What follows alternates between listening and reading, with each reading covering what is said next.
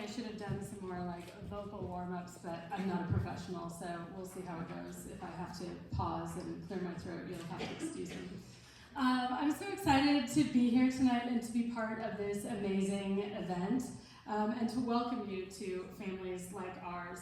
You know, when I was asked to MC this, I didn't really realize how much these stories would echo some of my own experiences.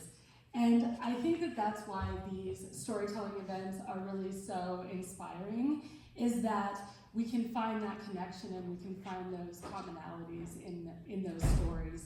And I know that tonight our storytellers are really going to inspire you with their journeys through heartbreak and loss, resiliency and growth, and of course, joy.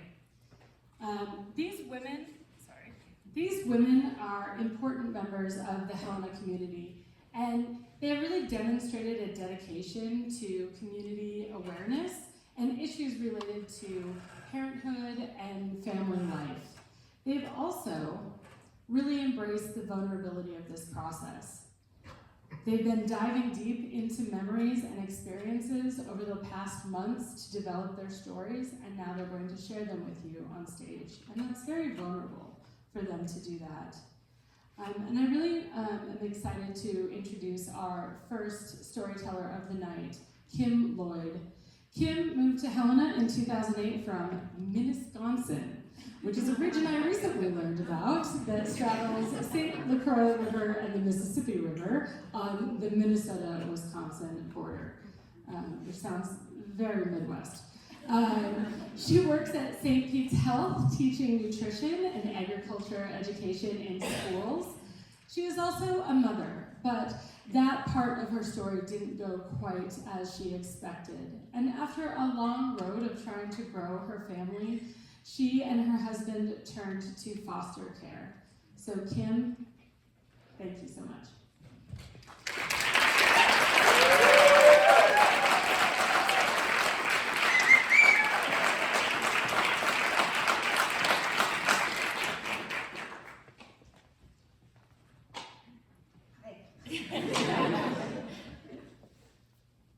We met our daughter when she was 17 months old. My husband Dan got the call. The caseworker asked if we could take in a toddler, just be for a couple days. She's Native and they were looking for a Native foster family to place her with. After a quick text exchange with me, we agreed to take in our first foster placement. My first thought was we didn't have any kid food in the house. I rushed home from work and made a quick pit stop at Safeway, grabbed Cheerios, graham crackers, bananas, and a gallon of milk. By the time I got home, the caseworker had already left. There was a small stack of carbon copy papers on the table with some phone numbers and signatures. There was a stained diaper bag with some hastily packed clothes. And in our guest room was Dan, sitting in our old rocking chair, with a plump, wide-eyed girl on his lap. She was wearing a summer strawberry dress and had a nook in her mouth. He was trying to read her a story as she stared emotionless across the room. When I walked over, she let me pick her up. She was heavier than expected and felt a little cold. I hadn't changed a diaper since babysitting in high school, and even then I wasn't sure if I was doing it right.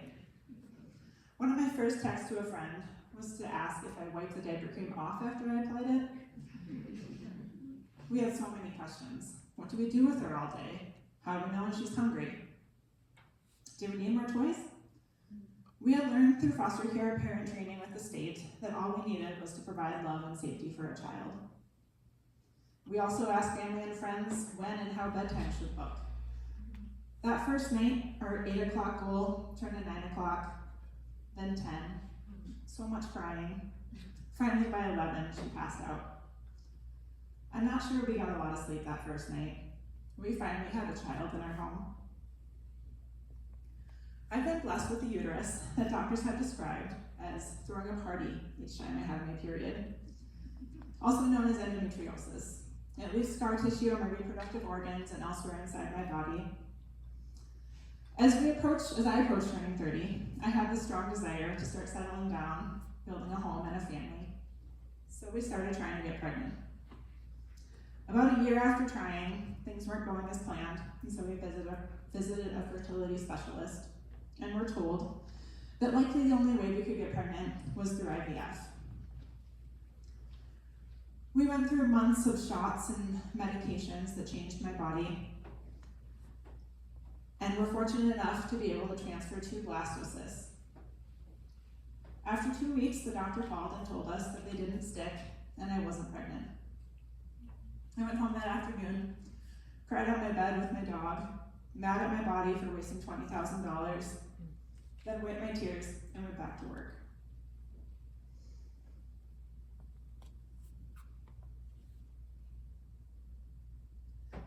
Once we finally had our first foster placement in our home, those couple of days turned into a couple of weeks, which turned into a couple of months. Going back, I wasn't going to do IVF again. It was too big of a risk financially and emotionally. The environmentalist in me had been driven to explore foster care. There are so many children already in need of a home in the world. Why didn't we help a family in need? Dan hadn't been interested in foster care, but at this point, I went ahead and signed us up for an all-day intro to foster care session anyways. He was dragging his feet so much to the training that we were 10 minutes late. And then we sat through a day of videos and discussions around caring for kids with trauma. We were assuming that we could start with a baby, but we learned that the biggest need was for teenagers, and that even babies can come with trauma, some even detoxing from drugs. I left the training feeling pretty defeated. I didn't want to get us into something that I couldn't handle on my own. I was feeling pretty overwhelmed. However, something had shifted in Dan. When he left, he said, "Let's do it." He felt that we could really help a family in need. So going back to our first foster placement, like I said, those days turned into weeks, which turned into months. And honestly, those first couple of months are kind of a blur. We learned that our daughter is very strong-willed. She's very determined to maintain control in any way that she can. She was very shy at first, though. She didn't use words until a couple months in. She had a few sign language moves that she had learned from daycare. She would ask for more food a lot, and then eventually felt comfortable enough to throw full-out tantrums to communicate. Besides having a very strong, determined personality, our daughter's very athletic. She's very adventurous. She's always up for anything. She loves to be outside in any and all weather, fit right in with our lifestyle. We started growing attached, and as the days went by, we kept on hoping that she would be able to stay with us a little bit longer. We had so many questions, and there was a lot to learn pretty quickly as parents. But besides learning all the new parenting tasks, we were also learning how to nurture a child that had already been through so much. Our daughter started visits with her biological family in the first couple of months. We didn't know how they went. She was only 2, so we couldn't really ask. I'm sure it was confusing. During that time, our own family started to visit and get to know her. We bought her a bike. We went to swimming lessons. We started taking family vacations. Daycare workers would start to say, "Your mom and dad are here." Slowly, she started to call us mom and dad. The topic of permanency started to come up as the biological family visits weren't very consistent. A year had passed, and CPS was continuing to look for a native foster family to place her with. We had been told, of course, the goal of foster care is to always reunite a child with their biological family. But if that wasn't the plan, our daughter also being Native, there are federal laws in place to not place Native children outside of Native homes. This is due to the historical removal of Native children from their homes and placing them into boarding schools. It led to generational trauma that still exists today. As much as we have compassion for this, there's no doubt that we had formed a bond, and we were continuing to hope that she could stay with us a little bit longer. When we reached the 18-month mark, CPS decided it was time to find permanency. In January 2020, I got a call saying that they had found permanency, and it was not with us. They found a native foster family for her to move to, up in Polson. On the phone, I told the CPS worker it was a bad idea. It was not going to be a successful move. The fact is, our daughter had been with us for more than half her life at this point, during some of the most impressionable months, years of childhood development. Our daughter had grown from a shy, nonverbal child to a confident, fearless, and lovable daughter. However, as a foster parent, I had no say. We weren't needed anymore. We got to meet the new foster family. I was secretly hoping that once we met them, they would no longer be interested. They turned out to be perfect though, full of adventure and compassion, and were really eager to form a bond with our daughter. We agreed to take things slow. They said we could start with a few play dates, weekend visits, and then once she made the move, we would be welcome to visit whenever we wanted. Things seemed to be moving at the right pace until about March 2020. If you can remember, that's when a pandemic was unfolding. And CPS said it's time to rip the Band-Aid off and make the move as quickly as possible.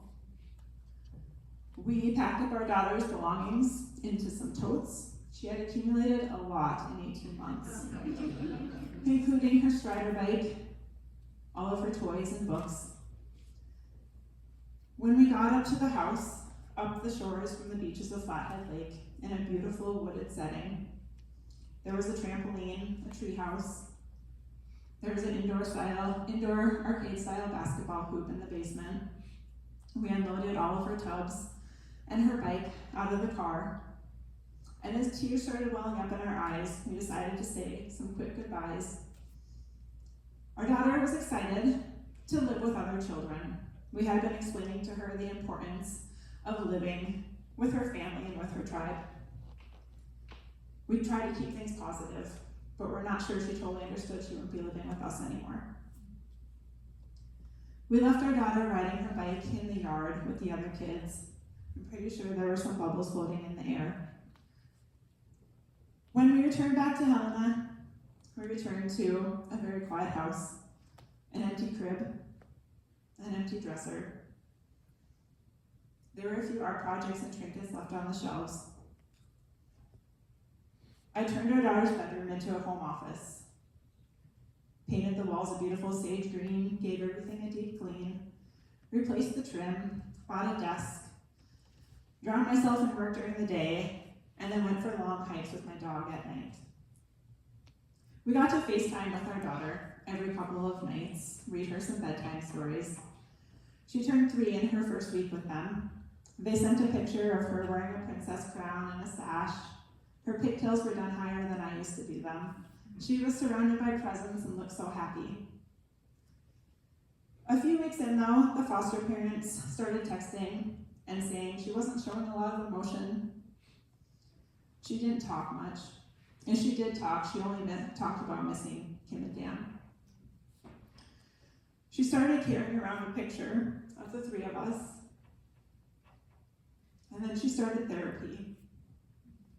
She started taking her frustration out on the other kids in the home. And CPS called us and said that we should probably stop contacting the foster family in order for them to take time and form a bond. It was so hard not knowing how she was doing for a few months. During this time, still licensed foster parents, we got a call that there was a newborn baby who would likely have parental rights terminated, and asked if we wanted to have that placement. What a great way to move on and get over our daughter. However, I knew we weren't quite ready yet, and we made the hard decision to say no. A few months later, the other foster family started reaching out to us. Our daughter was not thriving, the other kids in the home were not happy, and they were making the hard decision to have our daughter removed from their home. They let us know that they were suggesting to CPS, and their therapist was as well, that she be placed back with us. We were again reminded that Native children should not be placed outside of Native homes, and that CPS would continue to look for additional family members and other Native foster parents for her to stay with. During this time, they found her dad. He started phone calls with her, but phone calls with a 3-year-old don't always go very well, and they weren't consistent. So feeling eager to wrap the case up, CPS suggested that maybe we consider permanent guardianship of our daughter instead of adoption. They called and asked if we would be willing to have placement of our daughter again. We said, of course, yes. And when the day came to go reunite with her, we could not get to Missoula fast enough. We met the other foster family at an empty parking lot off the interstate. Our daughter jumped out of the car, so happy. Tears were welling up in her eyes once again. As we reloaded all of her bins back into our car, she had accumulated even more stuff in the past 6 months. We got her bike in there, everything fit, thankfully. And as we were starting to say goodbye, our daughter started running straight towards her foster dad. He knelt down, arms stretched for a big hug. At the last second, she veered off and ran into Dan's arms.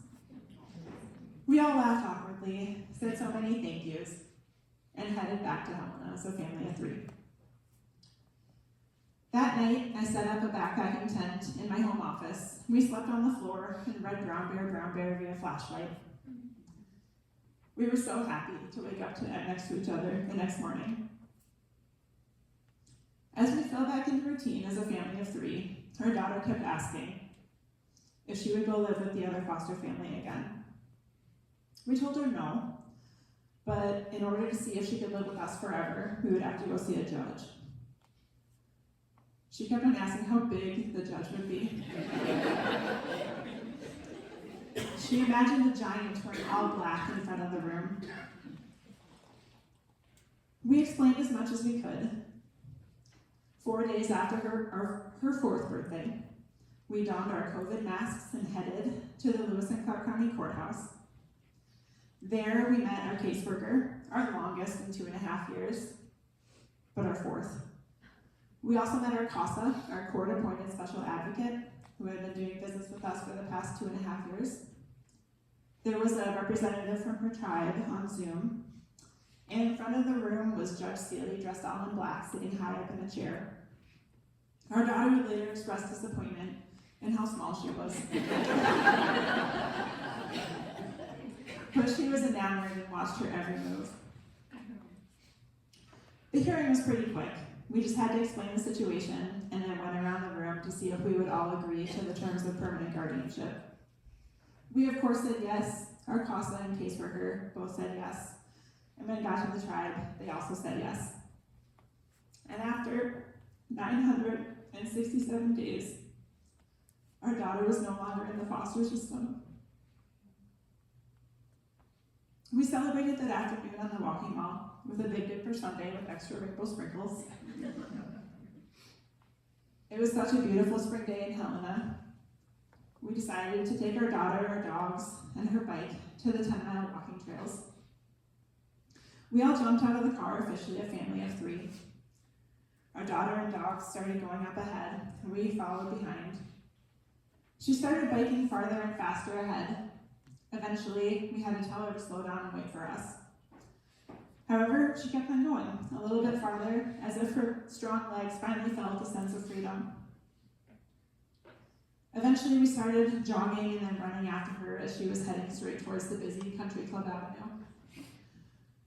She wasn't stopping, and we were eventually shouting and sprinting, until about 20 feet from the road, she stopped, turned around, smiled, and came back to us. We told her it was scary and dangerous, but that we were so happy she came back. We've now had permanent guardianship of our daughter, for 5 years. It hasn't totally been a smooth ride. There have still been scary bike rides. There have been jumps off of things that have totally stopped my heart. There are still temper tantrums in what seems to be the most inconvenient of times. But even during those moments, I try to pause and be thankful that we have even these moments together. Thank you.